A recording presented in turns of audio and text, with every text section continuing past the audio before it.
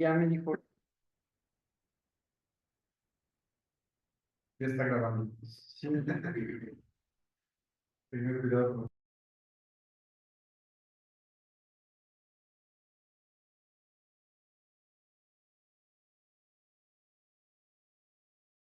¿Sí? Y no solamente su historia más contemporánea, incluyendo ya la de la época de la conquista y todo, sino desde la época de los Tenec, ¿no?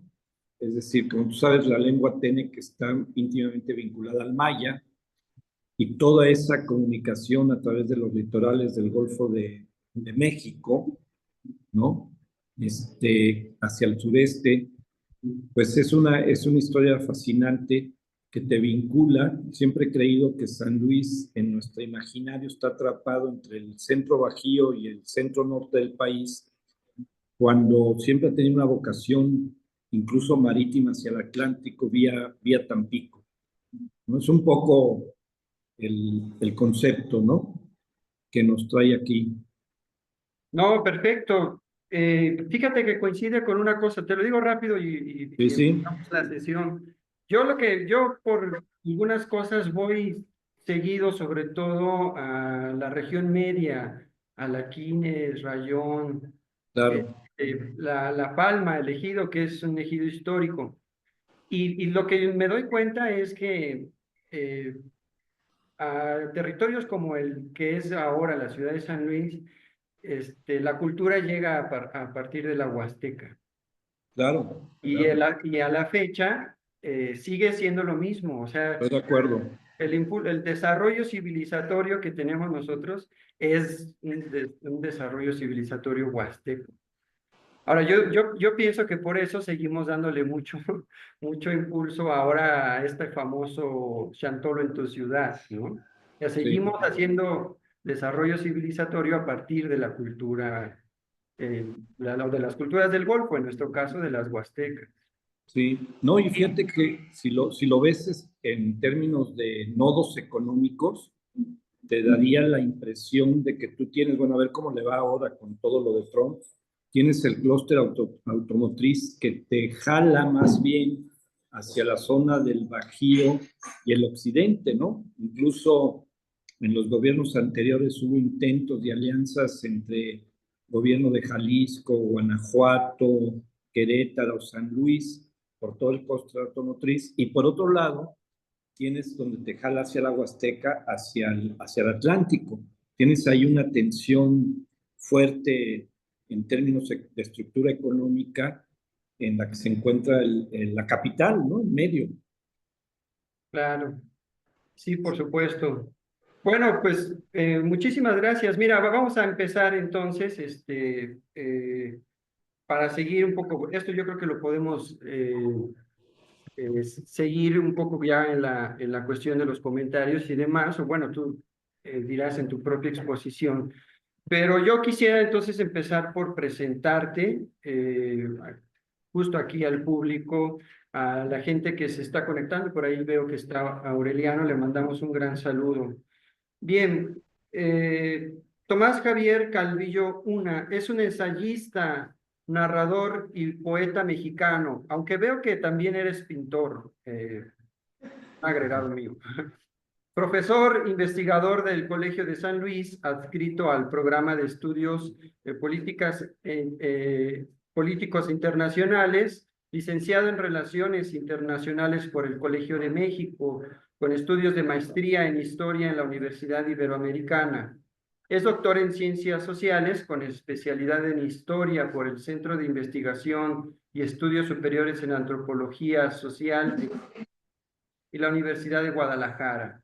Dentro de sus líneas de investigación se encuentran la historia política, la conformación del Estado Nacional desde las regiones, las acciones colectivas y movimientos ciudadanos, así como la historia olvidada y la relación de México y Filipinas. También otros temas de intereses hacia una cultura de la interioridad, y ha coordinado el proyecto San Luis Potosí, Segundo al Alba, Instantes para una Memoria Compartida.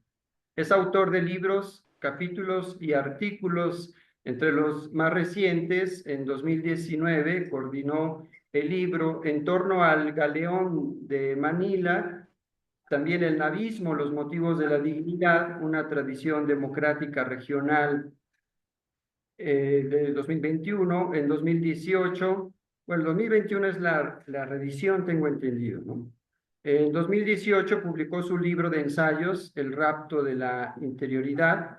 En 2022, el libro El vientre de la niebla, que ese es de poesía. El timón del viento, también de 2022. La cultura es la palabra, de 2023. Cartas secretas, 1862-1863, en vísperas de la llegada del presidente Benito Juárez a la ciudad de San Luis Potosí, en su segunda reedición del año 2024.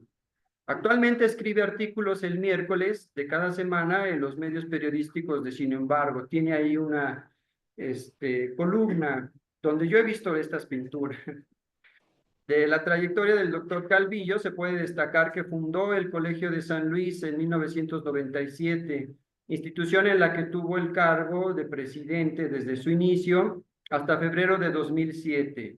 Fue embajador extraordinario y plenipotenciario de México en la República de Filipinas de 2008 a 2013. En el 2020 inició una vinculación Casa Colsan Gilitla Ixba. El propósito de esta iniciativa tiene entre sus objetivos el acercamiento de las actividades científicas en los rubros de las ciencias sociales, las humanidades y la cultura a la comunidad académica en desarrollo y público no especializado de la región. Casa Colsan Gilitla Ixba, como actual tarea que encabeza junto con la doctora Claudia Rocha Valverde, es un nuevo espacio académico del Colegio de San Luis que propone el estudio de la Huasteca y las culturas del Golfo como una región definitoria para la construcción histórica de San Luis Potosí, cuya vocación no se limita en las regiones centro, bajío y noreste del país, sino se enfoca en su vocación del mismo océano Atlántico, a partir del estratégico e histórico puerto de Tampico. Agradecemos de sobremanera la presencia virtual del doctor Tomás Calvillo, quien en San Luis Potosí, bueno, tiene una presencia y un cariño no solamente por el público académico, sino por el público en general, y le cedemos la palabra. Adelante, doctor. Muchísimas gracias, Luis Guillermo. Gracias por la invitación. Me llamó mucho la atención, lo digo, del tema que me invitaron, ¿sí? Del navismo y la universidad, la vinculación. Y les quiero ser muy honesto, es decir, y creo que tiene que ver, aquellos que sean estudiantes de historia, saben muy bien que el contexto, cuando tú construyes y reflexionas e investigas sobre la historia, el contexto y el tiempo en el que estás es definitorio.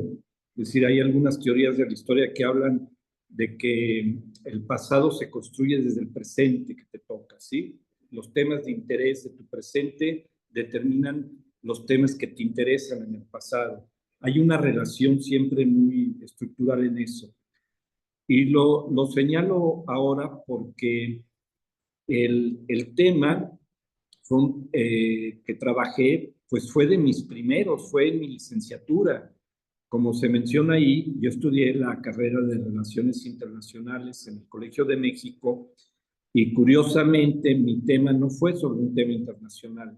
Presenté una tesis de licenciatura que se llamó San Luis Potosí 1950. ¿Sí? Que para esas fechas quiero explicitar, el que me dirigió la tesis, éramos de sus primeros pininos, era el profesor y ahora un muy conocido intelectual y importante científico social, Lorenzo Meyer.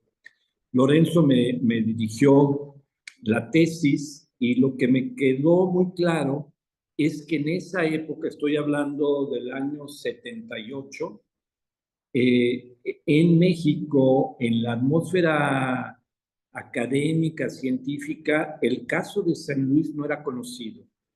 Acababa de salir una edición de la historia de la Revolución o de la historia de la Revolución Mexicana que hacía el Colegio de México y la historia contemporánea en México, y no se mencionaba el caso de San Luis, como no se mencionaban otros. Y empiezo por este tema para enfocar un concepto que me parece muy importante, que al final es una de las cuestiones que me ha dejado estudiar el navismo o otros temas regionales. Y tiene que ver con una pregunta que creo que es válida todavía hacerlo en el presente. Cuando alguna vez me tocó dar clases en la maestría de historia en el colegio, yo de San Luis, yo les comentaba a los alumnos que esto de ser mexicanos es un concepto histórico, es decir, no es un concepto ontológico. Y la pregunta es, ¿cuándo empiezas a ser mexicano y cuándo vamos a dejar de ser mexicanos? Construcción histórica de identidad, entre paréntesis, y voy a estar metiendo paréntesis, perdón que lo hagan, que nos disparan para otro lado, entre paréntesis. Creo que la crisis profunda que vivimos actualmente es una crisis de identidad cultural y se desplaza para todos lados, de identidad de género, de identidad de ciudadanos, etcétera, etcétera. Bueno, volviendo al relato, la cuestión es, esta construcción del Estado-Nación, pues es, si lo estamos buscando, siglo XVIII, siglo XIX, va de la mano del desarrollo industrial. ¿Sí? La construcción de determinar ciertas regiones, decirlas son país, son naciones, con su constitución, sus derechos, sus fronteras, sus impuestos, su constitución, su cultura, etcétera, es relativamente de hace 200 años, ¿sí? ¿Cuánto tiempo más va a durar? No lo sabemos. Yo creo que es una de las crisis de hoy en día, muy fuertes, ¿sí? Entre la tensión de la globalización, el desarrollo extremo de la tecnología que rompe fronteras y esta herencia que tenemos todos de vivir en un Estado nacional. Allí hay una tensión muy fuerte. Entonces, cuando yo me pongo a estudiar el navismo, lo que encuentro, y había hecho dos estudios que me interesa vincular, porque me llevan a un concepto. Estudié también, se citó aquí en el libro al principio, de la presencia de Juárez en San Luis Potosí a mediados del 19. Entonces me tocó por razones no pensadas, no planeadas, estudiar un poco políticamente la región a mediados del 19 y a mediados del siglo XX. Y a partir de allí me salió un concepto que creo que a mí me interesa mucho plantear, es quién construye el Estado-Nación en las regiones. ¿Cuál es el actor social que construye el Estado-Nación en las regiones? Es decir, en un país como México, en donde todos los movimientos que se dan a lo largo de la historia pareciera que van al ombligo de la luna, que es una de las interpretaciones de lo que se llama la palabra México, es decir, al zócalo de la Ciudad de México. Ahí está la foto icónica de Zapata y Villa sentados en la silla en el Palacio Nacional. Ahí están los zapatistas también yendo a la Ciudad de México. En fin, todos los movimientos conducen ahí. Históricamente, en las regiones, ¿cuáles son los actores sociales que se articulan con los poderes que se forman y se establecen en el centro del país? Es decir, que construyen el Estado-Nación. ¿Cuáles son los actores sociales? Yo encontré, y por eso me interesa ahorita lo vamos a explicar un poco, lo del navismo y la universidad. Encontré, por ejemplo, que en el siglo XIX, sobre todo en la segunda mitad, los actores sociales que van a definir la política de lo que conocemos como el Estado de San Luis hoy en día, van a ser los poderes hacendados, latifundistas, etcétera, de la zona media, de Ciudad del Maliz y de Río Verde.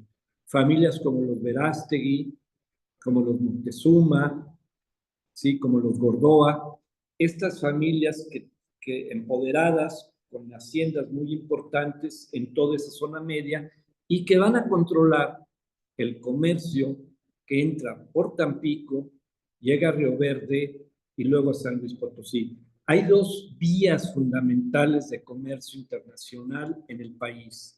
Una es Veracruz, Puebla, Ciudad de México, y la otra es Tampico, Río Verde, San Luis Potosí. Y de ahí se distribuye a todo el país. Bueno, estas familias, hacendadas, etcétera, si ustedes las revisan a partir de Estados Unidos, de la intervención norteamericana, y más o menos cuando el presidente Juárez decide elegir a San Luis para encontrar refugio e intentar formar una capital de la República en el momento de la invasión francesa, estas familias van a ser determinantes en la política de San Luis. Posteriormente, cuando entra la Revolución Mexicana, van a desaparecer estas familias, pero no la región. Va a surgir Saturnino Cedillo, ¿sí?, en Ciudad del Maíz, con sus 10,000 soldados campesinos armados, que van a ser fundamentales para el poder de la construcción del Estado mexicano en la época de Calles. Calles se va a apoyar mucho en Cedillo para combatir la disidencia, por ejemplo, cristera en el Bajío y centro del país. Cedillo no viene de estas familias, es un campesino, es un líder campesino, pero sí viene de la misma región. Y estamos hablando donde el concepto de revolución social se vuelve muy importante en la Revolución Mexicana. Entonces, Cedillo va a ser este actor de la región que va a articularse con el centro, hasta que va a llegar en crisis cuando llega Lázaro Cárdenas al poder y empieza a edificar ya una institucionalidad del sistema político mexicano que va a durar, yo diría, hasta los años 80 y con una interpretación muy discutible hasta hoy en día. Pero este Estado mexicano que va a formar Lázaro Cárdenas, que va a ser el partido que vamos a conocer todos posteriormente como hegemónico del Estado. Y la alianza ya no va a ser Cedillo, va a ser Gonzalo N. Santos, un cacique, entre comillas, imaginémoslo, de clase media, terrateniente, que va a hacer su carrera política principalmente en la Ciudad de México. Y va a ser en la Huasteca, particularmente la región que va a articular con un cacicazgo de Gonzalo N. Santos la relación con el poder en la Ciudad de México. Interesa esto porque lo que vamos a llamar como navismo y la universidad va a representar un cambio de esa relación, ¿sí? ¿Quién articula en los años 50 y 60 la relación de la región con el centro del país? En un momento en que los poderes que venían heredados de la Revolución Mexicana, los generales, que eran fuerzas regionales, están desapareciendo. Entra el gobierno, después de Ávila Camacho, de Miguel Alemán, entran los profesionistas, las clases medias, entra el proceso de industrialización del país, se termina toda esta cuestión de la Revolución Mexicana en su última etapa y entra una modernidad, digamos, política industrial que va a llevar a la década de los 50 y 60. Internacionalmente es la Segunda Guerra Mundial. Internacionalmente es la definición del mundo en dos bloques. El bloque de la Unión Soviética y el bloque, lo que se llama en relaciones internacionales, la Guerra Fría. ¿Cómo se vive en las regiones y en cada país eso? De manera diferente. En el caso de México, es la emergencia de las clases medias. Ahí es donde hay que entender el surgimiento del navismo en la universidad. Son los años 50. Cuando ya nos vamos, les voy a recomendar este libro, de modo, si los tengo que recomendar, es personal. Es este libro del navismo. No lo van a encontrar en ningún lado, creo, porque ya desapareció esta editorial, ¿sí? Pero aquí junté los ensayos. Yo estudié, como les dije, mi tesis de licenciatura fue San Luis Potosí, 1958, es decir, el surgimiento del movimiento navista, finales de la década de los 50. Tuve la oportunidad, y lo valioso de este libro no es lo que uno dice, sino las entrevistas que pude hacer con varios de los que dirigieron ese movimiento, que todavía estaban vivos en los años 70. Y eran los líderes del Partido Comunista, los líderes del Partido Sinarquista, la extrema derecha, los líderes del PRI, los líderes del navismo. Todos ellos, en lo particular cuando los entrevisté, me fueron narrando las experiencias de vida política y a mí eso se me hizo invaluable. Eso es lo que importa de este primer ensayo sobre los años 50. ¿Qué pasa en los años 50 en San Luis para ir allá? Estaba hablando de la parte más general. Vayamos a ser particulares. El cacicazgo de Gonzalo Santos, que lo estudió muy bien el historiador Enrique Márquez, el cacicazgo de Gonzalo Santos pues era dominante en toda la vida política. Desde los años 40, desde la caída de Saturnino Cedillo en su enfrentamiento con Lázaro Cárdenas, lo va a reemplazar Gonzalo Santos. Y Gonzalo Santos ponía presidentes municipales, gobernadores, hasta reinas de belleza, ponía Gonzalo Santos. Era el poder unipersonal, autoritario, etcétera, etcétera. Pero es un poder que para allá, la década de los 50, empieza a ser anacrónico, porque hay una modernización en el país. En el país ya lo gobiernan una gente como Miguel Alemán, lo gobiernan los abogados, los profesionistas, los que emergen no de la lucha revolucionaria como militares o generales, sino los profesionistas que emergen de las universidades. Son las clases medias que empiezan a emerger y construir el moderno Estado mexicano autoritario que construye. En ese momento surge el movimiento navista en la Universidad Autónoma de San Luis Potosí. Sí, es un movimiento íntimamente vinculado a la universidad, porque yo creo que debe haber por ahí de colegas de ustedes o compañeros anteriores tesis sobre eso. Yo, la verdad, lo que escribí tiene que ver con esa tesis del 58, con las entrevistas que hice entonces y que me narraron el surgimiento de ese movimiento.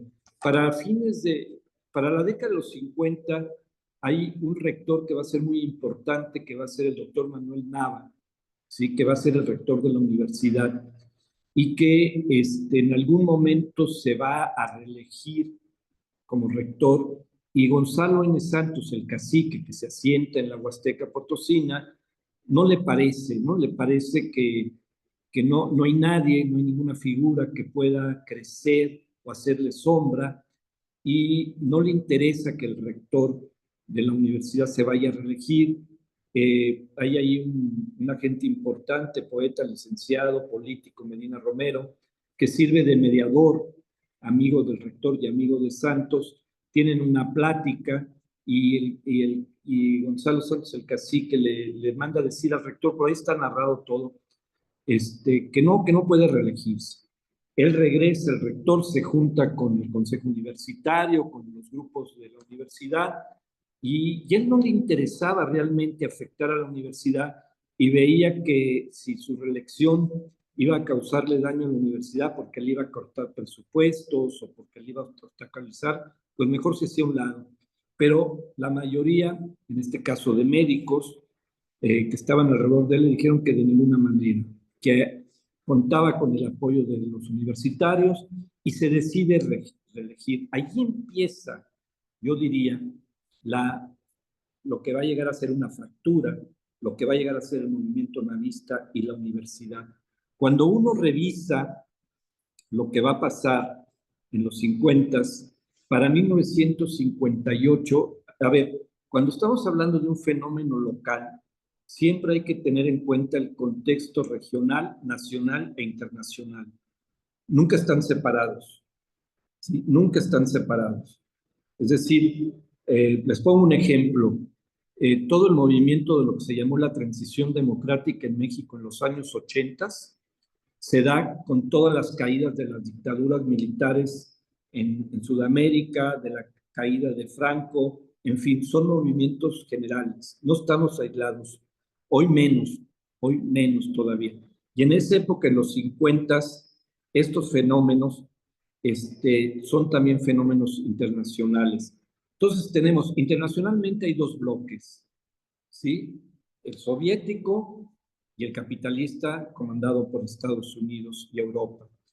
Y en San Luis Potosí se da este movimiento que surge en la universidad y que para el año de finales de los 50 coincide con un cambio de presidente en el país. Hay elecciones presidenciales y el presidente oficial, el del PRI, el del partido dominante genómico, es Adolfo López Mateos. Y Adolfo López Mateos tenía una especie de aura de ser un hombre un poquito más hacia la izquierda, pero que de joven fue vasconcelista. ¿Qué implica ser vasconcelista? Que desde los años 20, acuérdense la figura de Vasconcelos, que fue muy importante, sobre todo le da origen a la Universidad Nacional, es fundamental, quiso ser candidato a la presidencia, se le reprimió, etcétera, etcétera, y uno de los represores fue, siendo joven, Gonzalo N. Santos.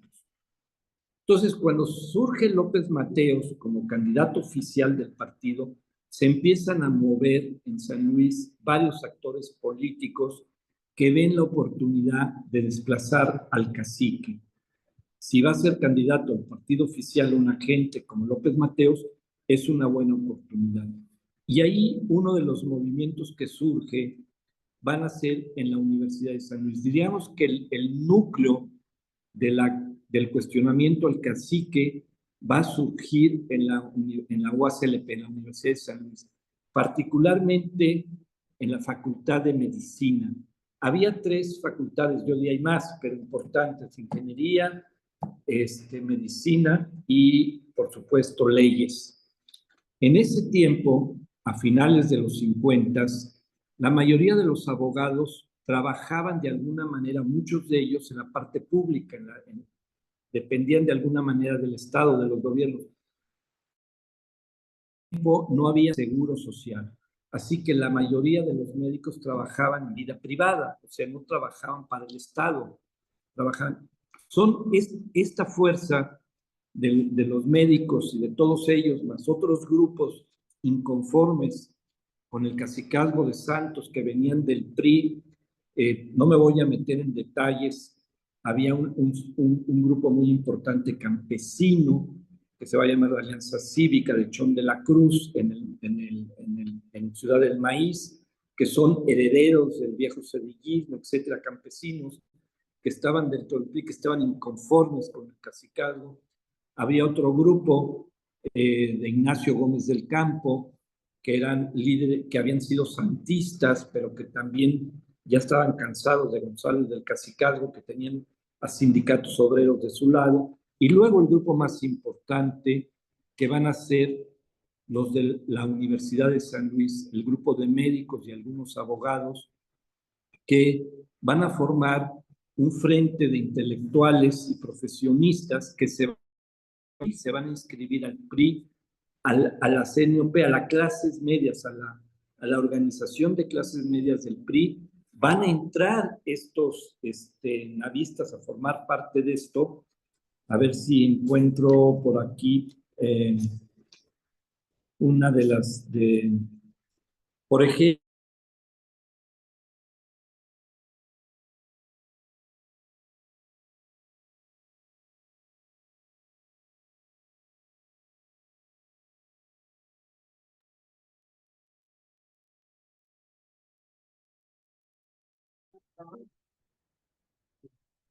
Bueno, vamos a ver si recuperamos al ponente, ¿no?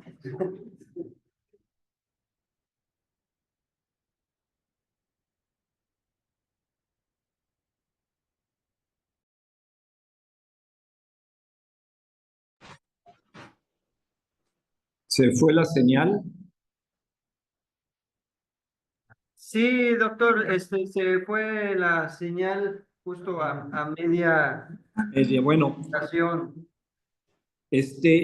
lo que quisiera resumir es, voy a leer de una entrevista, el doctor Luis Fernando Rangel, que fue director de la Escuela de Medicina años después, y fue muy importante, fue el brazo derecho del doctor Salvador Nava.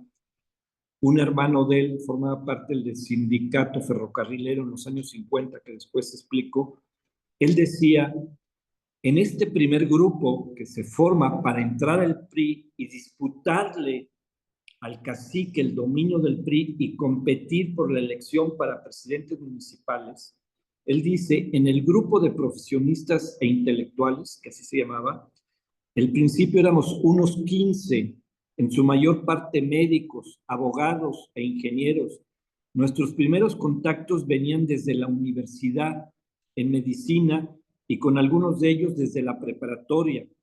En una lista de miembros del Frente Profesionista e Intelectuales de San Luis Potosí de 1958, ya miembros del PRI, entrando por las clases medias del PRI, aparecen el doctor Alberto Alcocer, doctor Artemio Bandín, doctor Salvador Nava, Martínez Rueda, Benjamín Delgado, Fortunato Ferrer, Oscar Camarena, Jorge Benavente, Fidel Cerca, Everardo Newman, Jorge Carrillo, doctor Rangel, Joaquín Martínez, en fin, una lista larga de profesores y médicos de la UASLP, ¿sí? Prácticamente se convierten en el núcleo de lo que va a ser el movimiento navista de 1958, ¿sí? Y entonces, ellos, ¿por qué se va a estructurar esto muy rápidamente? Ellos que nunca habían participado, ni el doctor Salvador Nava, en política, ¿cuál era? Estamos pensando en esa época que no había los medios de propaganda que hay hoy en día. ¿Por qué de pronto estas figuras que nunca habían participado en política tienen el apoyo tan popular que tuvieron sin tener los medios de publicidad y propaganda alguna? Por una razón muy sencilla. Cuando estudias se vuelve sencilla, que es, en ese tiempo, lo mencioné, no había seguro social. Y todos estos médicos eran los médicos del sindicato de mineros, del sindicato ferrocarrilero, de las escuelas privadas y públicas, ¿sí? Eran los médicos de ellos. En el caso de los Nava, el doctor Manuel Nava era médico, el doctor Salvador Nava, oculista, su hermano Rafael, dentista, su hermano José, trabajaba, era médico de los niños, de las niñas, eran, el padre de todos ellos era ginecólogo, y todos los profesores de la escuela de medicina, pues eran médicos de los diferentes actores sociales de la sociedad potosina. Entonces, cuando salen al escenario público, todo el mundo los conocía, ¿sí? Y además tenían una relación muy cercana con ellos. Ustedes saben, guardando proporción y tal vez echándole vuelta generaciones atrás, que la confianza de los médicos era casi como la de un sacerdote, ¿sí? Es decir, la cercanía de una persona con un médico es una cercanía muy íntima, muy personal, ¿sí? No es una cercanía lejana. Entonces, cuando ellos van a entrarle a la política, van a tener una respuesta abrumadora, y lo vamos a ver, o los que se ponen a estudiar el tema lo van a ver. ¿Qué pasa? ¿Por qué el navismo no se convierte en un movimiento del PAN, que estaba en esa época, o del Partido Comunista, que no era legal, o del Partido Sinarquista, que no era legal, y no del PRI? Todos deciden entrarle al PRI porque ven que entra López Mateos como candidato del PRI a la presidencia, y alrededor de López Mateos hay un ministro, ya no me voy a ver a detalles, Franco Carreño, ministro de la Suprema Corte, amigo de López Mateos, que simpatiza mucho con el movimiento, etcétera, etcétera. Y dos, que Manuel Nava se reelige a Pedro. Y tres, eso estúdienlo para su facultad, seguramente ya hay tesis sobre ello, la facultad donde ustedes estudian, fue una facultad que se trató de fundar, si no me falla la fecha, en 1956. Que se fundó, es muy importante, chéquenlo, 56, 57. Y hay un personaje clave que tienen que estudiar, que es Ramón Alcorta. Creo que todavía la biblioteca en la Casa de la Cultura tiene el nombre de Ramón Alcorta. Ramón Alcorta va a ser una figura importante porque va a fundar con el doctor Manuel Nava la Facultad de Ciencias Sociales y Humanidades. ¿Sí? Y el discurso, yo me acuerdo, no lo tengo aquí a la mano, pero el discurso que escribe Alcorta cuando da a conocer la Facultad de Ciencias es un discurso político, es una batalla política, ¿sí? Es un discurso donde dice, faltan las ciencias sociales, ¿sí? En San Luis falta estudiarlas y hay una responsabilidad enorme y ahí este concepto de humanismo que nos están trayendo ahora es fundamental, ¿no? Es decir, la sociedad potosina está sometida a un cacicazgo de una sola persona con todo lo que esto implica y se tiene que liberar, se tiene que abrir. Cuando vean ustedes ese discurso ya está apuntando a dónde va. Y no se trata de politizar a la universidad, ¿sí? Se trata de ver que ese vacío de estudios sociales ha sido parte y causa del cacicazgo, ¿sí? Ese es el tema, ¿no? Eso es importante. Y entonces, en el 58, López Mateos va a empezar su candidatura a la presidencia. El candidato del PAN a la presidencia va a ser Luis H. Álvarez, ¿sí? Pero el grupo que va a oponerse localmente al cacique, ¿sí? Va a ser este grupo de profesionistas e intelectuales de San Luis Potosí que entran al PRI, se alían al PRI porque le quieren ganar al cacique la candidatura a la presidencia municipal de San Luis. No quiere que se le impongan. Y tienen alianza con algunos actores políticos que son cercanos a López Mateos. Aquí en este libro que les planteo, en las entrevistas que me tocó hacer en aquellos años, hablan de que se acercaron gente muy cercana a López Mateos y López Mateos dijo, no, no, yo no me quiero meter, no me voy a meter. Pero muy al estilo de los políticos, me meto y no me meto, a ver cómo van las aguas, ¿no? Entonces, lo cierto es que hacen campaña tres grupos que se oponen a Gonzalo N. Santos, que aprovechan la coyuntura política, que es muy importante, de un cambio sexenal, que era muy típico y sigue siendo de alguna manera todavía hoy en día, pero más en ese tiempo cuando había un partido hegemónico como el PRI. Recuerden, el PRI cambiaba cada 6 años, metía a 2 o 3 a la cárcel como castigo del gobierno entrante al gobierno anterior y replanteaba las relaciones políticas como partido hegemónico. Entonces el PRI llega, entra la campaña de López Mateos, viene a San Luis en campaña y en la universidad, en el patio de la universidad, va a dar un mitin, ¿sí? Y ahí se forma un grupo de jóvenes universitarios que se llama Germán del Campo. Germán del Campo había sido un líder vasconcelista de los 20 que fue asesinado y culpaban a Gonzalo Santos de ese crimen, ¿sí? Vasconcelista. Entonces forman ese grupo Germán del Campo, le arman un buen show político contra Santos al presidente López Mateos, ponen una horca. Es la primera vez que se expresa públicamente. López Mateos no dice nada, da sus mítines, se va, y en Tampico, después de estar en San Luis, dice una frase que dice algo así como, los caciques duran mientras el pueblo los tolera. Eso no lo dijo en San Luis, lo dice fuera de San Luis, pero después. Y eso es como la luz verde para estos movimientos dentro del PRI, para que se organicen y compitan por el poder de Santos. Lo cierto es que Santos, Gonzalo Santos, logra imponer a sus candidatos para los municipios del PRI. Entonces, por ejemplo, en el caso del Frente de Profesionistas, ¿sí?, del que estamos hablando, que quería tener la candidatura del PRI para el municipio de San Luis.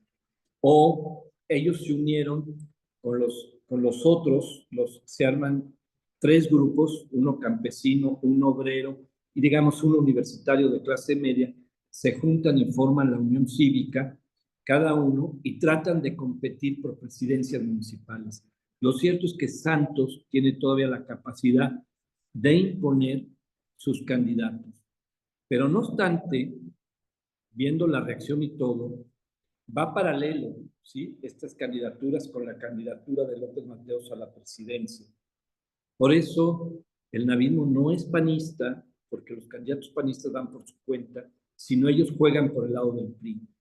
Al darse cuenta que el Santos impone a sus candidatos, este grupo, particularmente el que tiene este origen de la universidad, decide, sin romper con el PRI, no se salen del PRI, lanzar candidatura independiente.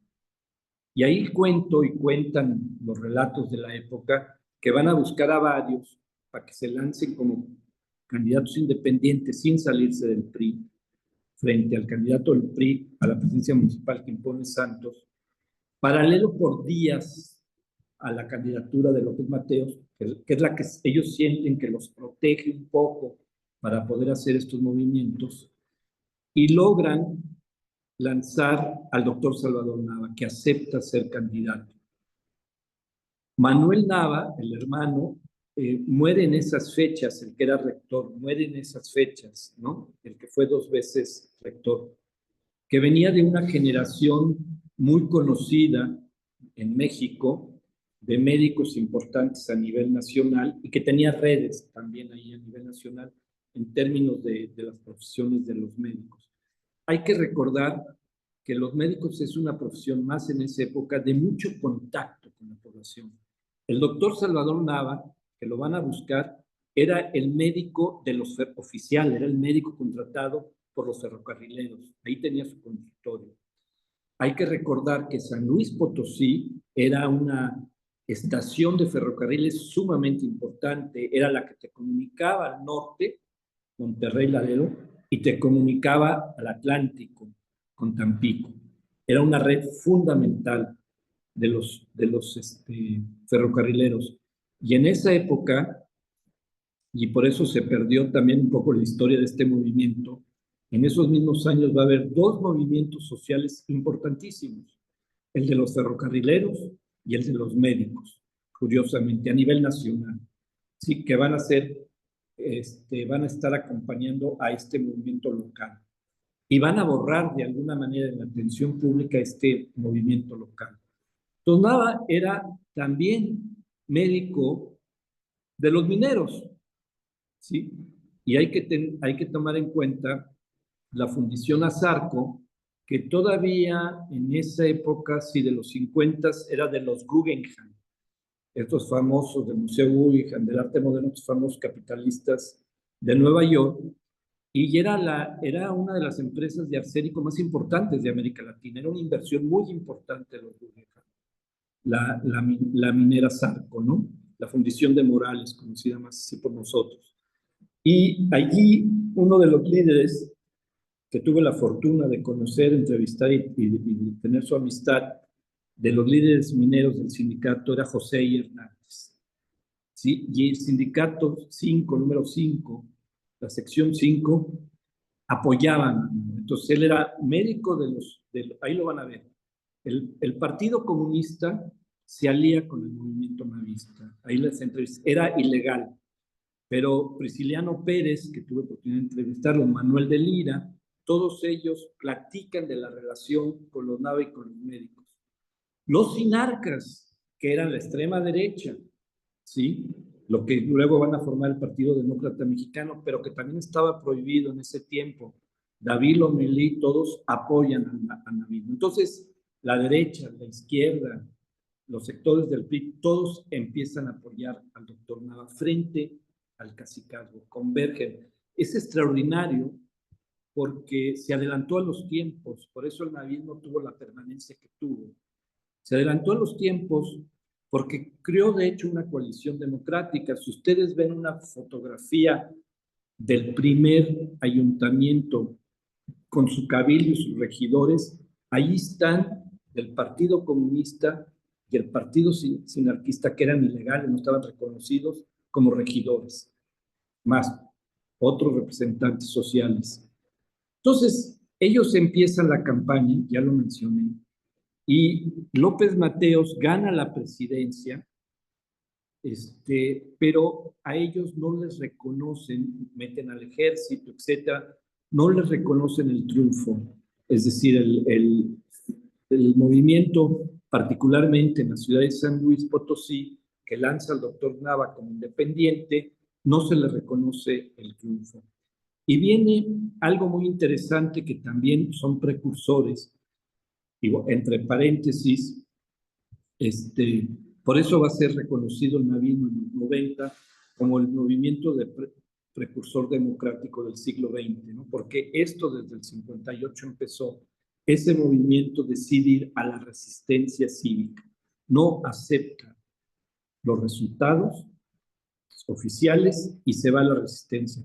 Y ya contaba con un pequeño grupo de empresarios, estamos hablando ya de los años 50, el proceso de industrialización en el país empieza, la Segunda Guerra Mundial aceleró algunas empresas en San Luis Potosí porque se volvieron, ofrecían sus productos a Estados Unidos que estaba en guerra, ahí creció los chicles Canels, ahí creció toda la industria después de un lugar que desapareció, me acuerdo el cisne de toda la industria de la ropa obrera, se producía en San Luis Potosí, gran parte de esa se exportaba a Estados Unidos, en fin, todas estas clases medias y la pequeña empresarial, más la obrera, con lo que ya mencioné, se juntan en la ciudad de San Luis y son capaces de mover una resistencia cívica muy importante. Prácticamente paran la ciudad. Y por primera vez la ciudad se ocupa del ejército, todo, y paran la ciudad. No aceptan la elección. Ya está López Mateos en la presidencia, etcétera, y eso va a hacer que caiga la, la, la, la, la elección oficial, se reconozca a Nava como el triunfador, etcétera, etcétera. Lo que importa mencionar aquí es que llega el doctor Nava con todo este apoyo que hemos hablado y llega a la presidencia municipal de San Luis Potosí. Desde la perspectiva del Estado central, es un proceso de modernización política, autoritaria, si ustedes quieren, pero modernización política.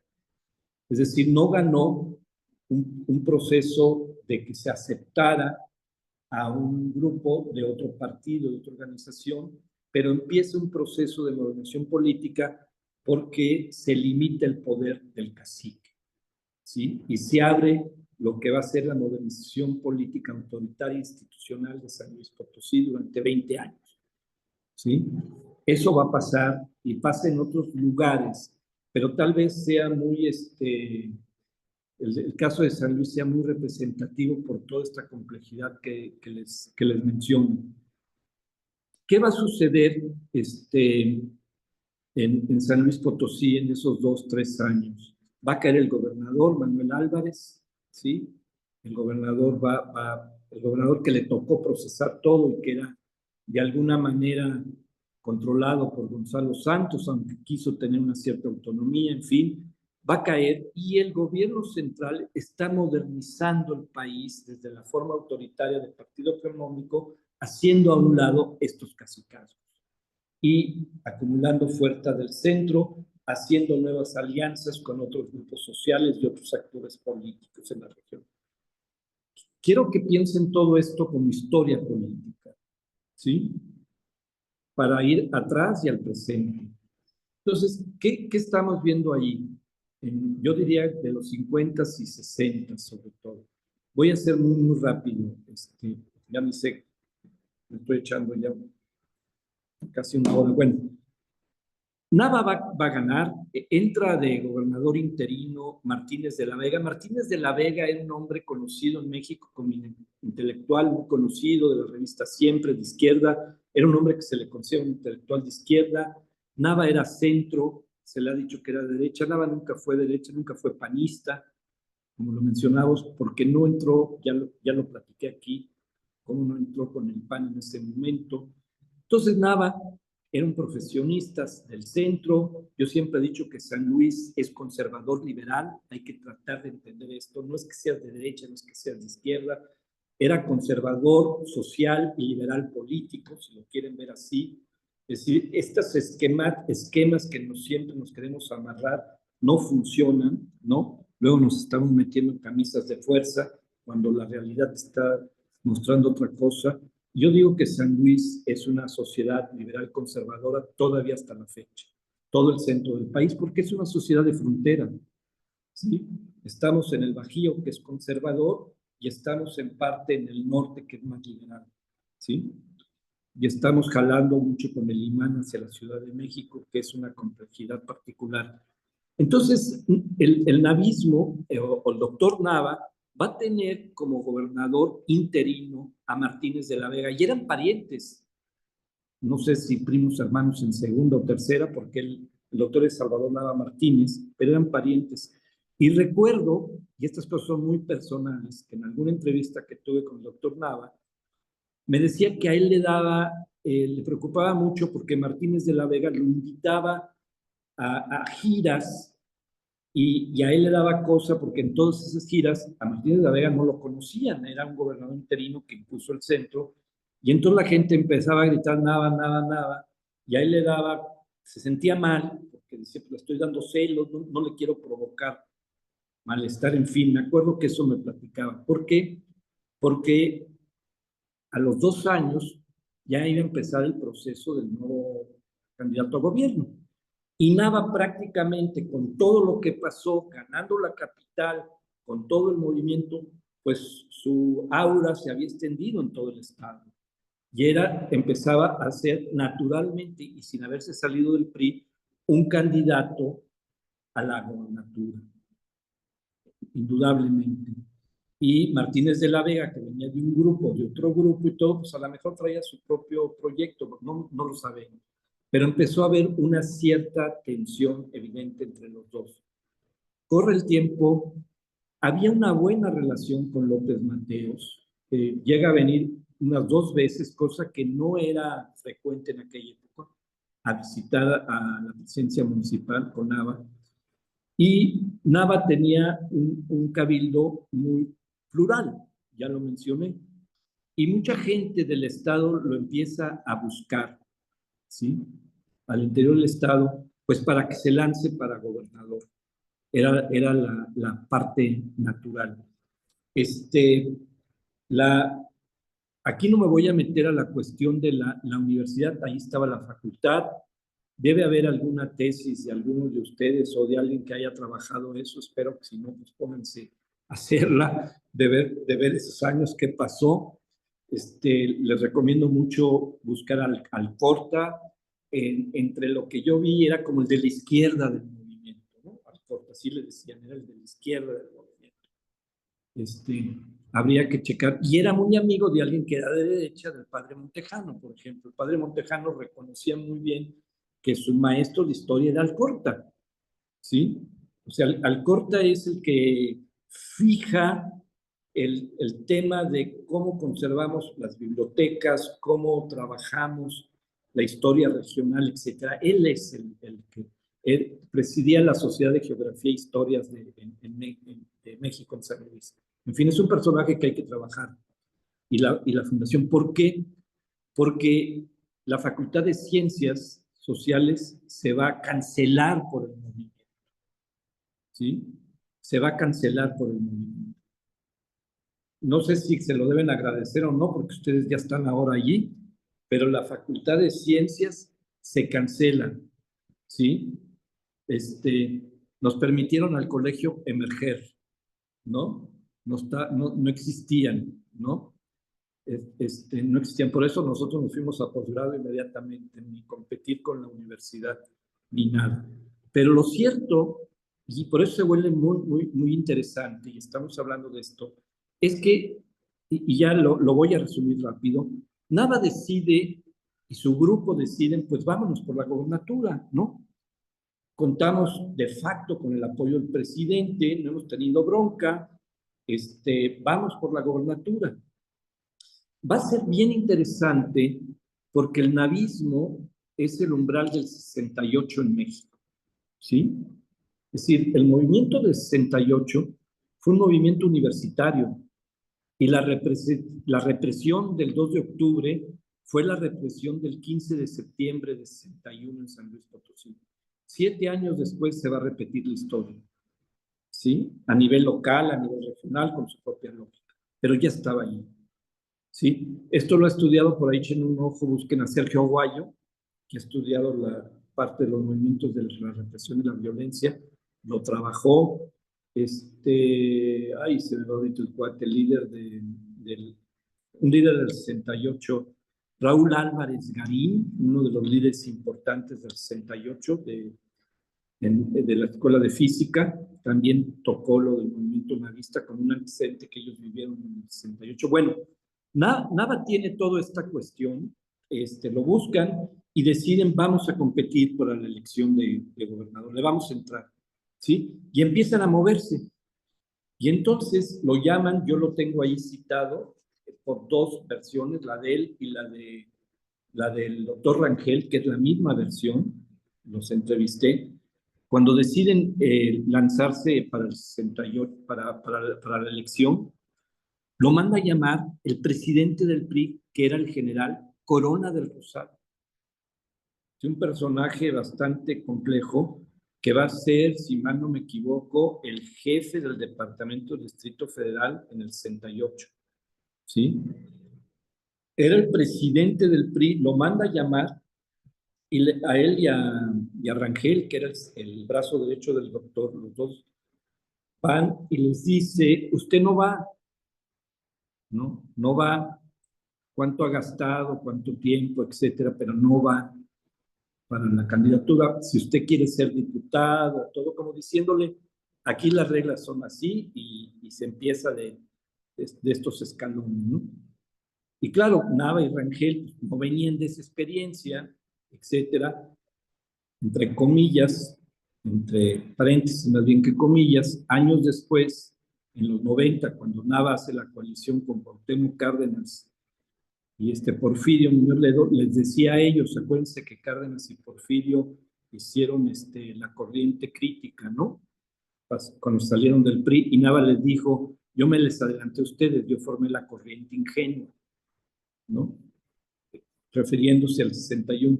Entonces Nava regresa a San Luis y platica con su gente, y creo que lo hace hasta público, de que, porque Nava le dice a Corona Rosa, pues usted no decide la asamblea, deciden los priistas en San Luis, decide la gente, usted no puede, y entonces le dicen, bueno, doctor, no, ya le dijimos, y mandan a dos delegados del PRI, Jan González, el famoso Jan González, y Olivares Santana, dos profesores, Olivares Santana, que fue medio gobernador y cacique de Aguascalientes, y Jan González, que fue muy famoso, mandan como delegados a entrevistarse con Nava y con Rangel, y les dicen lo mismo. Les dicen, dejen de ser, y si no, se atienen a las consecuencias. Así lo citan. O sea, ya les dejan entrever una amenaza, ya empieza a haber ahí una tensión fuerte. Al final, deciden irse por la libre, ¿sí? Se van por la libre, meten al ejército, es decir, traen a López el de candidato López Dávila, un profesor que lleva muchos años fuera de San Luis, se vuelve el candidato oficial del PRI, bien, dejan toda la maquinaria, traen el ejército, oficialmente ganan la elección, meten al ejército, hay muchas fotografías, robo de urnas, etcétera, etcétera. El navismo empieza una resistencia cívica como la empezó cuando fue la presidencia municipal, pero ya en otras condiciones, ¿no? Porque, si vamos a un poco de contexto histórico, el Estado mexicano autoritario, que sí está modernizando políticamente los procesos, no necesariamente los está democratizando del todo, como sabemos, ¿sí? Y entonces ya no es el pleito en la región con el cacique, ya es el pleito con el centro y directamente con la cabeza, el presidente, ¿sí? Aunque el presidente se lave las manos. Ese espacio ya es otro. Entonces ya ahí cruzaron una línea roja y en esa iba a venir la represión. No la veían, naturalmente que no la veían, por eso él dijo Pero cuando uno lo ve en términos históricos, sí, el navismo va a ayudar a modernizar política y autoritariamente la institucionalidad de gobierno en San Luis. Ya no va a haber caciques. El caso de Jongitud lo va a mostrar, pero ya no va a haber caciques. Ya los gobernadores todos van a surgir de la universidad casi. Van a ser profesionistas, clases medias, en un régimen del partido hegemónico autoritario, pero no en el compás democrático que estaban pensando. Entonces, ¿hubo avances? Sí, hubo avances desde esa perspectiva. Entonces, la represión va a venir porque el movimiento navista no acepta, empiezan la resistencia cívica, cierran comercios, fábricas, en fin, se tensa mucho, mandan al ejército y el 15 de septiembre en la noche, yo hice varias entrevistas a varias gente, el 15 de septiembre en la noche, que se festeja la independencia, los navistas la hacen en Tequis, ahí donde vivía la casa del doctor Nava, y el gobierno la hace en la Plaza de Armas, y los navistas tratan de evitar ir a la Plaza de Armas, y en la Plaza de Armas hay unas ráfagas de luces, en fin, parecido a lo que pasa en Tlatelolco con el 68, y empiezan disparos y muertos, no se sabe nunca cuántos hubo. Los testimonios que hay o lo que se recoge es que muchos de los que estaban allí eran soldados vestidos de civil, ¿sí? Y en base a esa violencia que sucede ahí, en la madrugada empiezan a arrestar a dirigentes navistas, empresarios, obreros, al doctor Nava, cerca de 50 son arrestados y son llevados al campo militar número 1 de la Ciudad de México, ¿sí? Y prácticamente ahí se acaba esa fase del movimiento, ¿no? Se termina ahí, no recuerdo el año exacto y la fecha, se va a terminar la Facultad de Ciencias, no va a ser inmediato, va a tardar un poquito y se va a clausurar la Facultad de Ciencias Sociales, y el navismo van a soltar relativamente pronto a todos, no se duran pocos días en el campo militar, pero el doctor Nava va a la Converge, ¿no? Y va a estar ahí un tiempo, ahí conoce a Siqueiros, por cierto, que está en la cárcel, ahí lo entrevista siendo muy joven Julio Scherer, que después va a ser el director de proceso, ahí lo conoce, en fin, y como era un movimiento que en términos nacionales se le ve como de centro derecha, y el gobierno le echa más leña a que era un movimiento de derecha. ¿Por qué? Porque el perfil de López Mateos era como un presidente de izquierda, ¿sí? Así se maneja. Entonces, aquello queda ahí, ¿no? Como tantos otros movimientos locales, regionales que ha habido, queda ahí olvidado prácticamente, ¿no? Y viene el 68, y el 68 va a ser un movimiento que surge en las universidades, en la Ciudad de México, porque, a ver, demográficamente también es importante tocar esto. Demográficamente, ahorita San Luis, ¿qué tendrá? Con la zona conurbada de Soledad, 1.300.000, algo así. En esa época tenía como 100.000 habitantes, 120.000, ¿sí? O sea, demográficamente también chequemos, ¿no? Entonces, porque también impacta. Y luego en el 68, todo el movimiento se da prácticamente en las universidades, ¿sí? En la universidad. Y también hay una represión y hay un Tlatelolco, y a partir de Tlatelolco una matanza, agarran a todos, ¿no? Es decir, ahí hay una mente, un mecanismo represor del Estado mexicano en esos tiempos autoritarios que se repite de alguna manera. Y bueno, en términos generales, y aquí ya quiero cerrar mi intervención, hay muchos datos en esta primera parte del libro, sobre todo narrados por los actores, que ayudan a explicar cómo fue capaz de tener esa convergencia política en el movimiento. Y me parece que el papel central de la universidad en no es como el actor principal, sino que de ahí surgen los actores principales, ¿sí? No es que la universidad haya sido el foro donde se discutía, no. La universidad no fue el espacio, ¿sí? Pero los actores médicos, profesores de medicina, abogados, los que participan, surgen de la universidad y buscan un espacio político y forman un ente político para participar. Eso es muy importante, ¿no? Hay un respeto a la institución, ¿sí? Y a su pluralidad, porque también en la universidad, pues había actores que no estaban de acuerdo con ese movimiento humanista, ¿sí? Pero eso no tensó a la universidad adentro, no la confrontó adentro, ¿sí? Pero la universidad fue fundamental, ¿sí? En ese espacio de profesionistas, porque el contexto histórico lo ayuda, lo determina, porque están emergiendo en los gobiernos del país las clases medias profesionistas. Y San Luis, con Zacatecas y otros estados, había, digamos, un retraso. Estaban gobernados por caciques, ¿sí? No había un proceso de modernización. ¿Qué va a pasar después? Ya rapidísimo, va a llegar Antonio Rocha, ¿sí? Después de López Dávila, que va a estar como 3 años de la represión, etcétera, etcétera, va a llegar un gobernador que venía de la época de muchos de los que participaron de la Universidad de México, que había sido procurador de justicia con Díaz Ordaz, que pasó a la historia como fama de represor, pero Rocha va a ser un gran negociador, ¿sí? Y Rocha va a incorporar a todos aquellos que participaron en patronatos, va a abrir espacios, etcétera. Es otro boleto. Es decir, va a entender que hay un proceso.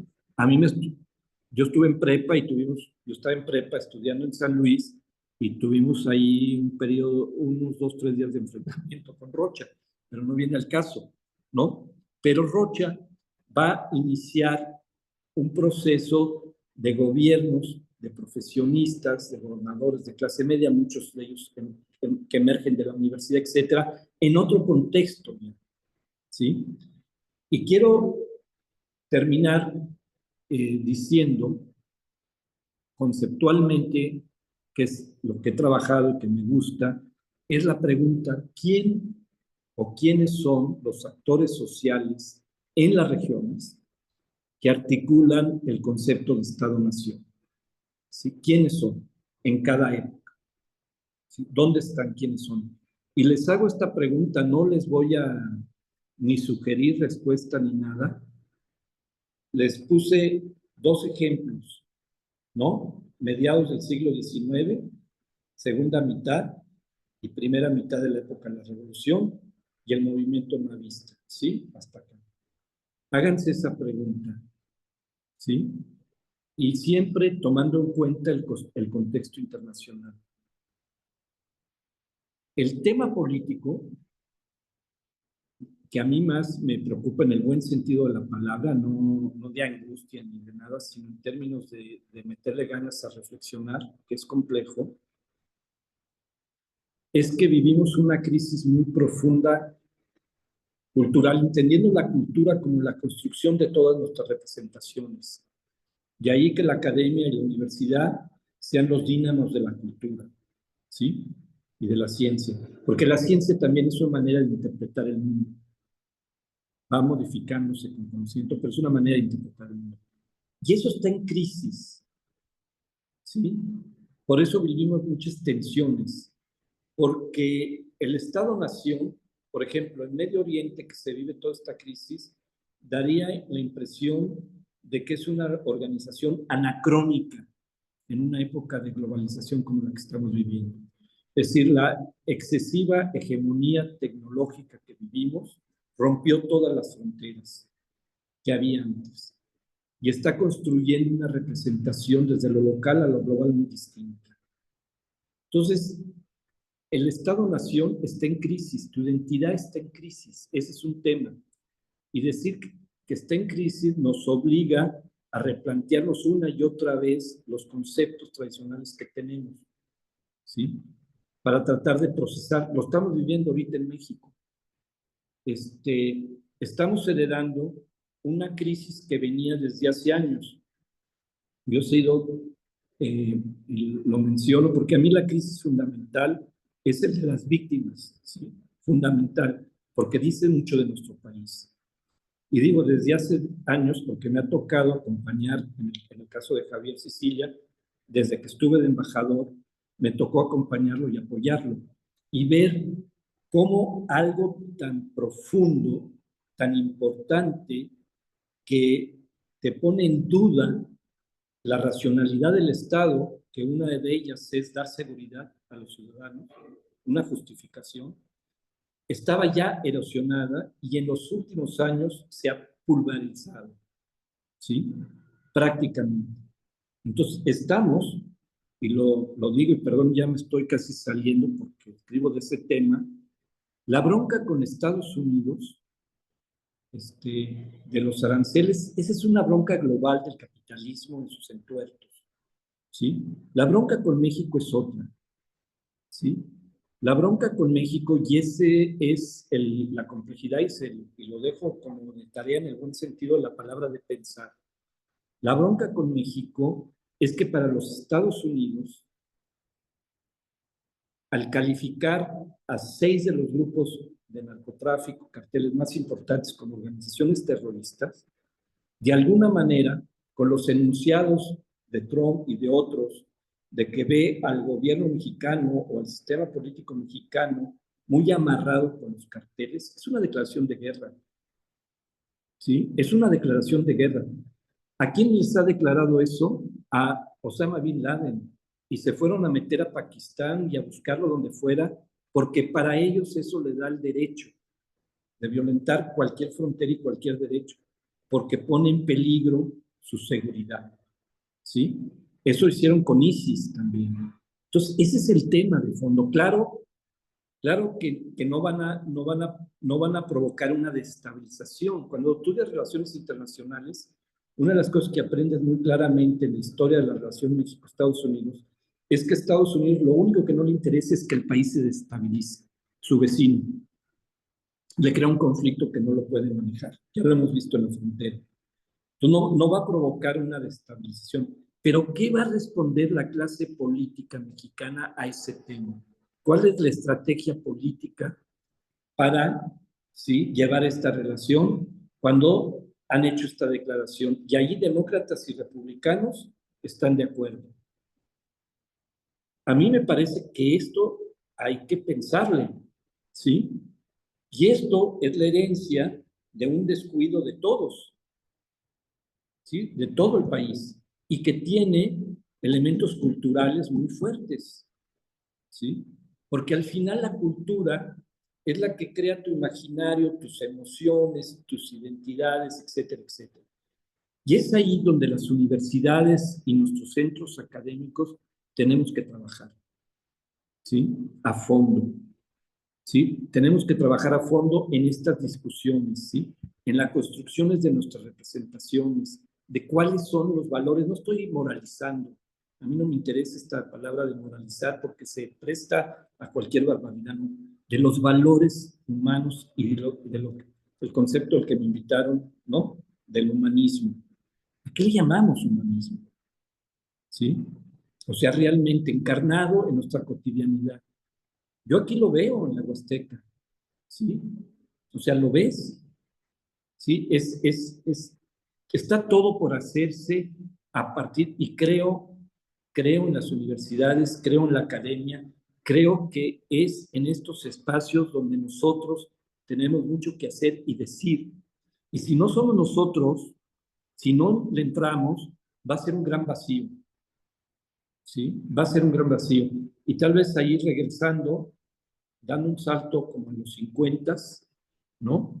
La universidad llenó un vacío que estaba dominado por un cacique arbitrario, etcétera. Ahora es más complejo, porque es un mundo global, ¿sí? Donde la violencia se ha vuelto cotidiana. Pero me parece que tenemos mucho que hacer y decir en el buen sentido, ¿no? De la disciplina académica, de la reflexión académica y de la participación en el buen sentido con mucho respeto de pluralidad, ¿no? O sea, ahí no creo en las verdades únicas ni nada. Creo en la complejidad, ¿sí? Y desarrollar pensamiento y reflexión, que es lo que las universidades tienen que hacer, ¿no? Y las ciencias sociales ni se digan. Bueno, ahí lo dejo. Y gracias y lo que pueda contestar, con mucho gusto. Muchísimas gracias. Gracias.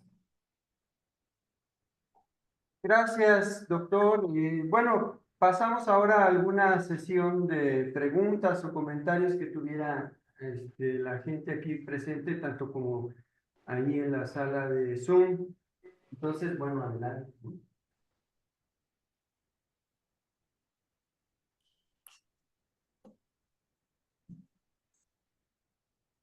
Bueno, en lo que se terminan de formular las Sí, preguntas. me animo mientras se animan. Sí, sí se Adelante, escucha. Aureliano. Sí, sí se escucha bien. Bien, todo bien.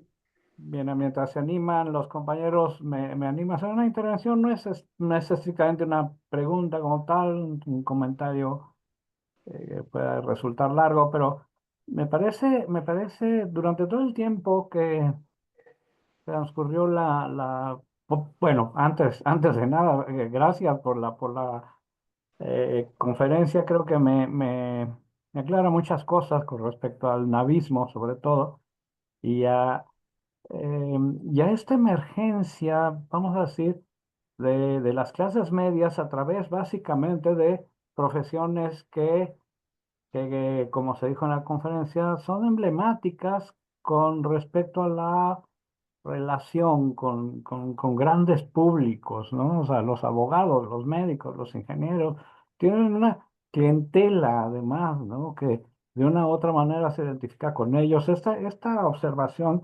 digamos, sociológica es muy interesante y sobre todo en México, en donde de una u otra manera el profesionista fue sustituyendo poco a poco al sacerdote, que era el que ocupaba esta función. No, yo querría establecer una suerte de paralelismo entre lo que sucede en San Luis Potosí y lo que sucede en Michoacán, porque en Michoacán también hay un golpe de Estado, por decirlo así, contra la universidad, contra el rector Eli Ortari, un poquito después. Es decir, Eli llega a la rectoría en 1960, inmediatamente trata de hacer cambios, de introducir cambios, crea una facultad de ciencias. O sea, por eso dije que hay muchos paralelismos, crea una facultad de ciencias en donde el plan de estudios es muy interesante, es transversal con respecto a las ciencias y las humanidades. Nunca funcionó, pero la idea original de Gortari era aquella que rescató de la Facultad de Altos Estudios de la Universidad, eh, mm, de la Universidad Nacional, fundada en 1910. O sea, la Facultad de Altos Estudios de aquellos años era un poco lo que quería evocar Eli de Ortari y montar una facultad de ciencias en donde no hubiera esta división, ¿no? De las dos culturas, ¿no? Ciencias, humanidades, sino tratar de establecer relación. Tuvo muchos problemas durante su rectoría, iniciando el segundo periodo. Bueno, no solo lo defenestraron, sino lo metieron en la cárcel, ¿no? O sea, pero, pero me llamó mucho la atención esto, que haya sido en torno a una idea de modernización, a final de cuentas. a una idea de modernización. Que claro, en Michoacán el cacique era Lázaro Cárdenas, ni más ni menos. Claro, un cacicazgo, vamos a decir, muy bien disfrazado en toda esta posición que Cárdenas siempre tuvo con respecto a los movimientos sociales, a los campesinos, a todo esto, pero era un hecho, o sea, quien mandaba en Michoacán era Lázaro Cárdenas. Y justamente en el momento en que Lázaro Cárdenas está liderando la posibilidad de formar un movimiento de liberación nacional, juntando todas las fuerzas democráticas, obviamente teniendo en foco la imposibilidad de que el PRI se reforme, ¿sí? Es donde se da la coyuntura de Michoacán y de todos estos movimientos que me llamó mucho la atención, vamos, estos paralelismos en dos estados que en última instancia son muy distintos, tienen una historia muy distinta, pero que justamente en esa circunstancia, en ese tiempo, es decir, cuando podríamos decirlo así, el gobierno nacional, el gobierno de la República tiene una primera síntoma, se manifiesta el primer síntoma de una crisis que después va a ser muy profunda, 8 años después, eh, que se empieza a manifestar de esta manera. En fin, era un comentario sobre esta cuestión, porque me parece que cuando uno estudia la historia celestial de este país, sobre todo con la historia en general, pero particularmente la historia intelectual y la historia de las universidades, eh, siempre muestran síntomas precoces, por decirlo así, de lo que va a venir después. Este, lo digo porque ayer en la noche salieron los estudiantes de la Universidad Nacional indignadísimos porque el Consejo Universitario a la calle, a tomar la calle, a tomar los insurgentes ahí frente a CEU, porque el Consejo Universitario pasó una cláusula de la normatividad en la cual cualquier manifestación de índole violenta, y quién sabe quién califique lo violento, es causal de expulsión. Entonces, no sé, simplemente una discusión ríspida con una autoridad se puede convertir. Todos salieron indignadísimos. Es decir, em, hay que poner atención, pues, es a lo que voy un poco. Creo que hay que poner atención a esos síntomas precoces de crisis, evidentemente, que en un ámbito muy aparentemente alejado del choque político en bruto, ¿sí? Muestran signos interesantes, ¿no? Entonces, bueno, esta reconstrucción histórica de este tipo vamos, movimientos, a final de cuentas, de movimientos sociales que van a crear o no crisis pequeñas o crisis grandes, hay que poner la atención en ellos, ¿no? Y hay que poner la atención en los antiguos para tener elementos para poner atención ahora, que hay que estar, como a final de cuentas se dijo al final de la conferencia, muy atentos porque vienen tiempos interesantes. Muchas gracias por su intervención. No, yo le agradezco. Creo que retomo tres cuestiones. Me gustó mucho esto que dijo de las clases medias profesionales que sustituyen al sacerdote. Ah, Me parece, y ya después no se digan los psicoanalistas y demás, ¿no? Que ya los desplazan por completo. Pero lo de él y de Gortari igual, conocí brevemente el tema. Esto que menciona, que cada sociedad regional tiene su estilo, llamémosle, ¿no? Él y de Gortari eran como, no lo quiero calificar, pero más de izquierda, aquí son más de centro, pero el tema es el mismo. El tema es cómo estos profesionistas están surgiendo en el espacio de las decisiones políticas y están rompiendo el orden de los caciques, ¿no? A mí me parece muy acertado esta observación que también hace de Michoacán, ¿no? Más allá del discurso, cómo estas estructuras de poder entran en tensión cuando hay otros actores que están buscando abrirlas, ¿no? Yo le agradezco el comentario, muy bien. Bien, muchas gracias, Aureliano, por tus comentarios. Aquí hay una pregunta, entonces, bueno, adelante. ¿Qué tal? Buenas tardes. A mí me gustaría destacar ese papel que jugó Ramón Alcorta como la cadena de transmisión desde la Ciudad de México con los intelectuales potosinos que se congregaban en la Ciudad de México y que fundaron esta asociación de cultura potosina y que trajeron los vientos de modernidad académica a San Luis Potosí a través de Ramón Alcorta. Y lo que más me ha gustado de esa historia es el binomio Ramón Alcorta y Manuel Nava. Creo que uno no podría existir sin el otro desde esa perspectiva.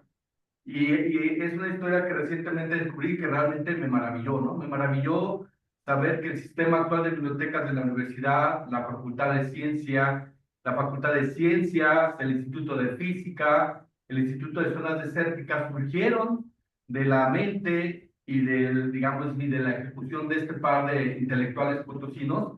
Y creo que a los dos les debemos mucho, mucho, ¿no? Creo que todavía no les pagamos lo que les tenemos que pagar en términos de... Yo considero que este par de personajes estaban 40 años adelantados a la época. Es decir, estaban planteando una universidad que apenas empezó a hacer realidad al final de los años 90. Y por supuesto, entonces, aquella universidad que ellos pretendieron, pues fue violentamente acabada, ¿no? Violentamente acabada con la clausura, sobre todo de la Facultad de Humanidades. Y bueno, pues se les concedió la gracia de sobrevivir al Instituto de Física, al Instituto de Zonas Desérticas, al sistema de bibliotecas, pues mientras no hicieran ruido, ¿no? Para mí, desde mi punto de vista, creo que en el momento en que se cierra la Facultad de Humanidades, regresa San Luis Potosí al oscurantismo priista, al oscurantismo caciquil, y vivimos, digamos, en los años 60, 70, 80, buena parte de los 90, un periodo medieval muy pesado, muy represor, en los años 80 contra los estudiantes, y luego el surgimiento de un movimiento porril en los años 90, que también, digamos, trajo muchos problemas a San Luis Potosí, hasta que, digamos, los vientos empezaron a cambiar con base en las políticas nacionales pues hay que reconocer, ¿no? Las políticas nacionales del último gobierno priista y de los primeros panistas que alentaron, digamos, el desarrollo de las universidades públicas. Por eso yo digo que este par de personajes, Ramón Alcorta y Manuel Nava, pues estaban adelantados 40 años a lo que es el concepto actual de universidad, y creo que merecerían una mayor, bueno, como usted mismo lo dijo en su plática, no está totalmente estudiado este personaje, Ramón Alcorta, creo que se lo debemos, pero definitivamente yo estoy seguro que la dupla es lo importante, Alcorta y Manuel Nava. Creo que eso nos permite explicar mucho de lo que pasó en San Luis Potosí, como bien lo explica usted en su plática, dentro de los 60, de los años 60 y de los años 70 en San Luis Potosí. Muchas gracias. Sí, totalmente de acuerdo con usted, ¿no? Y tal vez agregándole algo, si mal no recuerdo, fue también en los 50s, no sé si antes, pero fue en los 50s, que empiezan estos cursos que daban de verano, de invierno, y que trajeron a varios profesores que vinieron con la República Española, del exilio, ¿no? Que llegaron y que estaban en el Colegio de México y en la UNAM, y vinieron aquí, venían cada año a San Luis, y creo que Alcorta y ellos fueron parte de este proceso, ¿no? De despertar a la universidad, y estoy totalmente de acuerdo. Yo creo que se merecen un estudio más a fondo de ese periodo y de lo que hicieron para San Luis Potosí. Eran los cursos de invierno. De invierno, exactamente. Alentaron, digamos, era un grupo de potosinos muy bien posicionados en la UNAM, como Así es. Carrillo, el hijo de Julián Carrillo, Nabor Carrillo, Claro. Castro Leal, los Herzog, en su papel intelectual, ¿no? Y ellos, la verdad es que cuando yo descubrí la lista de los conferencistas que venían, era impresionante, ¿no? Así es. Ella, O'Gorman, alguien dijo que había venido Octavio Paz, pero la verdad yo no encontré la lista donde haya venido, pero creo que esa precisamente fue la cadena que transmitió esta modernidad cultural y científica en San Luis Potosí. Este fue, digamos, la herramienta fue Ramón Alcorta, pero el hecho fueron los cursos de invierno, ¿no? Que también merecerían mayor Así es. atención con nosotros. Totalmente de acuerdo, sí. Gracias, muy amable. Muchas gracias. Bien, no sé si hay algún otro comentario o pregunta.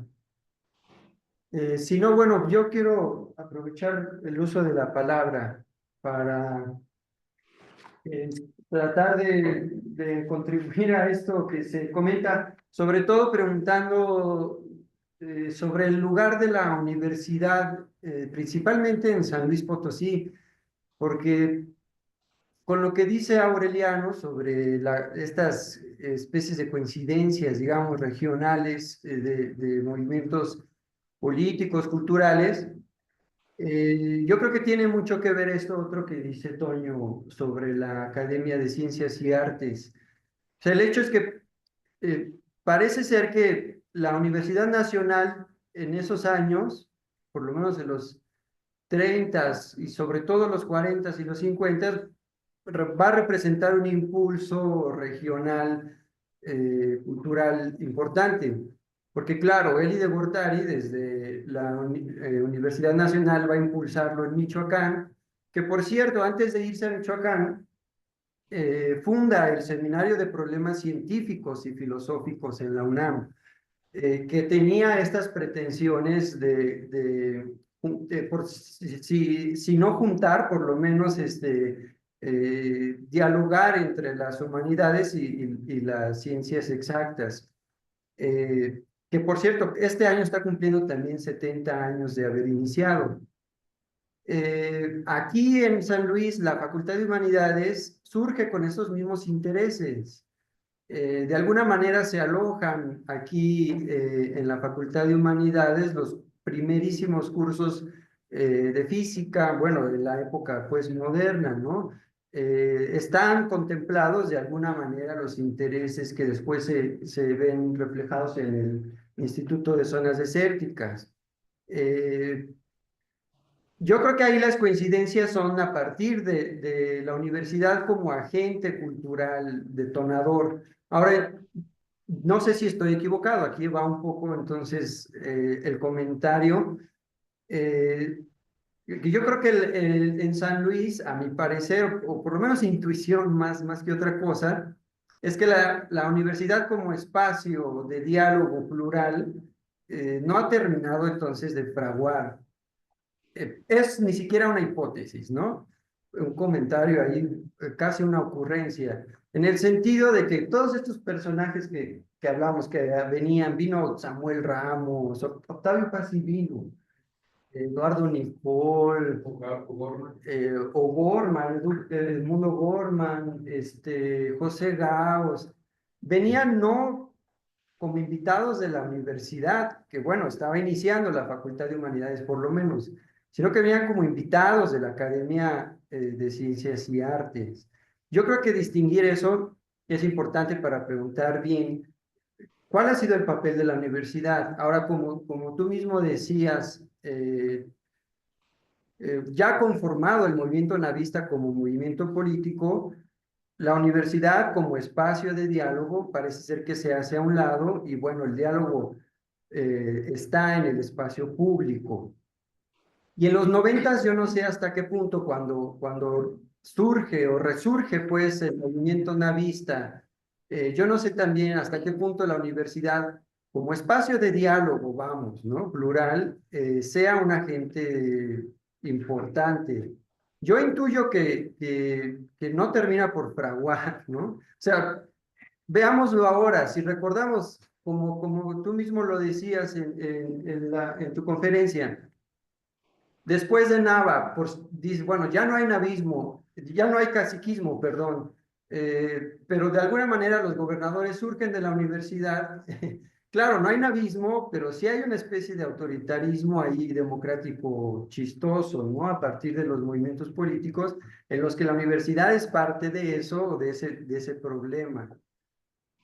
Yo pienso que no termina por fraguar la universidad como espacio público. Casi como una provocación te lo pregunto si es así o no. Pues mira, yo creo que es otro contexto, ¿no? Aquí no rehuyendo a la pregunta, sino planteando cuál es el papel ahora de la universidad en una etapa como la que estamos viviendo, de esto que yo llamo la hipertecnología hegemónica que domina, ¿sí? En todo, en la información, en la formación, etcétera, ¿no? Yo sí creo que la universidad tiene que encontrar los espacios pertinentes para reflexionar sobre los temas fundamentales de lo público, sin que esto implique divisiones, etcétera, etcétera, ¿no? Ni intervenciones externas, ¿no? Tal vez ha costado mucho trabajo en general en el país que los espacios de las universidades definan discusiones profundas sobre el quehacer del país, sobre todo en el ámbito político, ¿no? Siempre, muchas veces terminan divididas, etcétera, etcétera. Yo creo que hay un problema más de fondo. Me parece que la Universidad de San Luis, como tú lo mencionas, o sea, cumplió o ha cumplido un papel en un régimen autoritario muy particular que fue en general en el país, y ahorita está en otro momento, ¿no? Estamos en un momento muy complejo, sí, muy, muy complejo, y uno estaría esperando que los centros académicos, incluyendo el espacio donde uno trabaja, pero particularmente también las universidades por sus dimensiones, se conviertan en referentes, ¿sí? De darle respuesta a los temas fundamentales, ¿no? Es decir, no solamente es la formación de profesionistas o de expertos o de especialistas, etcétera, sino fundamentalmente son dínamos que pueden ayudar a converger mejor a actores que están confrontados o a temas que nos están doliendo a todos, ¿no? Y no hay posicionamientos a veces, ¿sí? Hay una voz que está ausente y son de los medios académicos. A mí me parece que en términos generales, ¿no? Es decir, los graves problemas que está viviendo el país, hay una ausencia de los espacios académicos y tendría que ser, yo casi de manera natural, que hubiera voces que se escucharan, ¿sí? Que provinieran de los espacios académicos con respecto a los demás actores sociales, pero siempre tenemos o tenemos a veces a la iglesia o a los empresarios o a las X organizaciones, ¿no? Pero yo no me estoy refiriendo que las universidades como una sola voz, al contrario, que esta diversidad y esta pluralidad que pueden enriquecer al país puedan procesarse y hacerse presentes en los temas que tiene el país, ¿no? Ahí sí creo que hay una ausencia, igual con la Universidad de San Luis Potosí, y tienes el problema que tenemos todos los que somos espacios públicos de los recursos, ¿no? Es decir, eso es muy importante. Es decir, yo lo platicaba hace años con colegas de otros centros de investigación que nos movemos en otro sistema, de que nos faltan diputados que nos defiendan los recursos, ¿no? Es decir, a las universidades también están a veces sometidas a la falta de apoyos o no, o castigos incluso de recursos, si no se alinean o lo que tú quieras, ¿no? Entonces, me parece que ahí falta más presencia, ¿sí? Y puede ser muy ordenada sobre temas. Yo creo que si el país discute, casi todos nos basamos en opiniones públicas de actores personales o de intereses particulares, pero yo creo que si las universidades reflexionaran en común sobre los 10 temas fundamentales del país y sobre eso se pudiera abrir espacios de discusión, ayudaría muchísimo.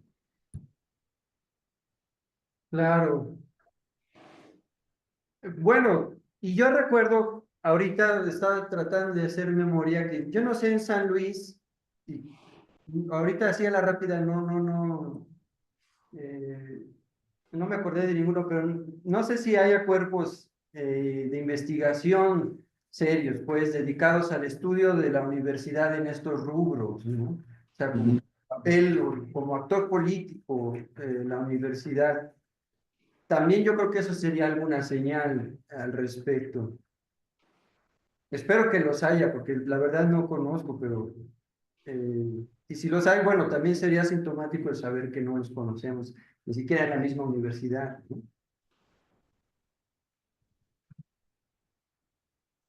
Bien, muchas gracias.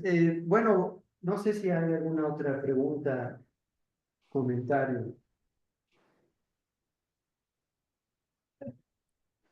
Bien, adelante. Bueno, primero muchas gracias por la plática que nos... aprovechando que está aquí, yo quisiera preguntarle, en la creación de la coordinación, que pues es más reciente, que pues sé que usted estuvo involucrado totalmente, quisiera preguntarle si hubo algún tipo de distancia, ¿no? Entre estudiantes, no sé, que a lo mejor tenían la carrera y las autoridades que pues estaban planeando, ¿no? La carrera. Aunque tuvieran el mismo objetivo, si tuvieran alguna distancia o algo. A ver, si entendí bien tu pregunta, no, yo no estuve, mira, yo no estuve involucrado directamente en la facultad de la creación, si entendí eso, ¿no? Apoyamos mucho, cuando pudimos hablar con el rector, nosotros insistimos mucho de que apoyar que se abriera el espacio de ciencias sociales, ¿no? Yo tuve colegas cuando empezamos el colegio que nos apoyaron, ¿no? Desde la universidad, cuando empezamos el colegio, pero no tuvimos intervención. La única oferta que en el buen sentido hicimos a la universidad es que si necesitaban al inicio que hubiera apoyo de profesores mientras construían su propia base de profesores, estaban dispuestos, ¿no? Es decir, habría tiempo, facilitaríamos el tiempo a profesores investigadores que son de tiempo completo en el colegio, por el sistema en el que nosotros estamos, que apoyaran a la universidad en la formación, mientras la universidad formaba su propio equipo de profesores. Eso fue, digamos, mi intervención particular, ¿no? No estuve más metido en los temas propios ya de las carreras y de qué carreras se elegían, etcétera, etcétera, y de los programas, ¿no? Para nada. Ha sido muy importante y eso hemos estado buscando mucho. Nosotros dependemos 100% de presupuesto público federal, ¿sí? Y sí lo quiero mencionar porque eso nos da más autonomía, sobre todo cuando estás en ciencias sociales, ¿sí? O sea, nosotros hemos insistido que las ciencias sociales, aunque no quedamos pisacallos, ¿sí? Por el tipo de reflexiones que hay, si estás en antropología, en política, estás estudiando, no eres un físico o un matemático o un geólogo que estás en otras instancias, estás en la sociología cotidiana de la vida estudiándola, y a veces en las sociedades regionales hay poco espacio, ¿sí? En la Ciudad de México no, porque es inmensa, pero el recurso federal te da más autonomía, digamos, ¿sí? Que no dependas tanto del gusto de un gobierno o de otro, porque no es tu tema, ¿no? Tu tema es estudiar a la sociedad, trabajar allí, etcétera. Entonces, yo lo que creo y lo que hemos hecho y apoyado de una manera muy natural que se dio, son becas para estudiantes, muchos egresados de la universidad que están a nivel de tesis de licenciatura y todo, que apoyan a algún investigador, ¿no? Del colegio, y que eso permite al becario entrar en contacto con una formación como estilo colegio o centros públicos de investigación, que te dedicas a investigar, ¿no? A tiempo completo. Y eso ha ayudado mucho tanto a los investigadores como a los estudiantes. Yo tuve 1 o 2 becarios cuando estaba en San Luis que eran egresados de la universidad, estaban en su momento de tesis de licenciatura o algo, y recibían una beca que les permitía dedicarle tiempo, ¿no? Y eso ha sido muy, muy rico, ¿no? Y siento que la relación con la universidad y sus escuelas de sociales puede ser todavía mejor en el futuro, pero ha sido muy rica para ambas partes, ¿no? Es decir, hay muchos de los egresados en posgrados del colegio vienen de la Universidad de San Luis, ¿no? De la Autónoma, y entran ahí y luego regresan y luego se van a otro lado, etcétera. Ha habido una muy buena simbiosis, ¿no? En ese sentido.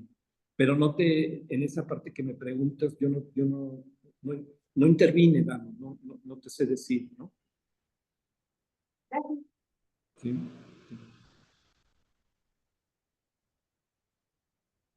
Bien, pues no sé si hay alguna otra pregunta, tal vez con que podamos cerrar la sesión.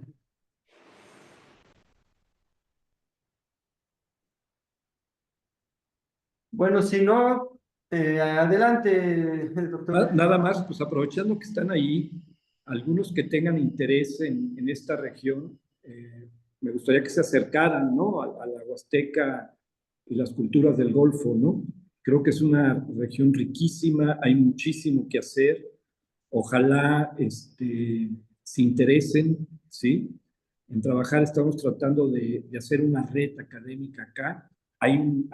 Está la universidad en Valles, está otra parte en Tamazunchale, y bueno, estamos tratando de invitar a gente que se interese más en esta región, ya sean de tesis, de trabajos de investigación. Vale mucho la pena, es básica, me parece que es estratégica para el país, ¿sí? Tomando en cuenta esta mirada de la Huasteca, las culturas del Golfo, incluyo Tamaulipas, no solo San Luis, Veracruz, Tabasco, Campeche, incluso, es una región muy amplia, ¿no? Y pónganla en su mapa de intereses nada más, ¿sí? Y pues muchas gracias por la invitación, ¿sí? Y bueno, ahí está la invitación del doctor Tomás Calvillo. Por cierto, tal vez sea el pretexto que necesitábamos, porque siempre comento que estamos todavía muy atrasados para pensar en por lo menos trazar lo que podría ser una filosofía TENEC o una filosofía Shiui o una antropología, qué sé yo, ¿no?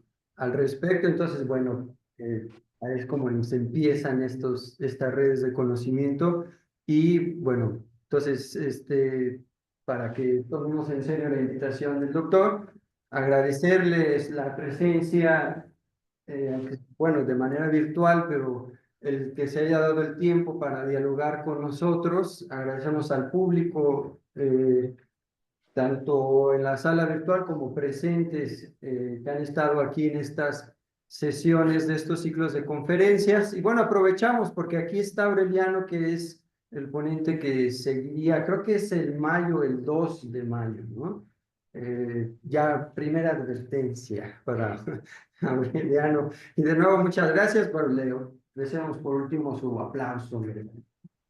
Oh, gracias a ustedes. Ya.